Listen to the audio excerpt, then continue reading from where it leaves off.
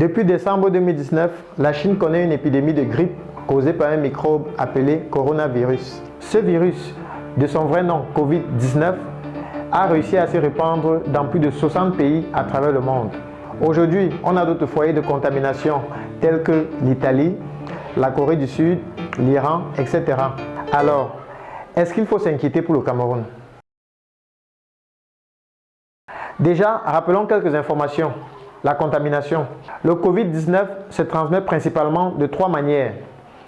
Lorsque le malade tousse, lorsque le malade éternue, lorsque le malade postillonne. Les mesures de prévention sont les suivantes.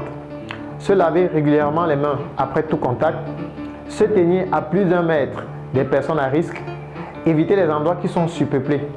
En réalité, le coronavirus a un taux de mortalité qui est estimé à environ 2%. Les personnes de moins de 15 ans sont relativement épargnées et les hommes sont statistiquement un peu plus atteints que les femmes. On estime que le virus est surtout dangereux et il peut entraîner la mort pour les personnes dont le système immunitaire est déjà fragilisé, c'est-à-dire les personnes âgées, les malades atteints d'hypertension, de diabète, de cancer, de problèmes pulmonaires, de problèmes cardiaques, etc.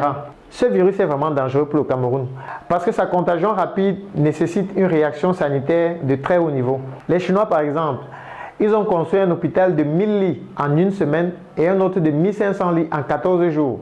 Ils ont mis en quarantaine plus de 70 millions de personnes et ils ont accéléré le processus de détection et de prise en charge des symptômes. Le Cameroun gagnerait donc à surveiller ses frontières et à prendre rapidement en charge les éventuelles personnes contaminées.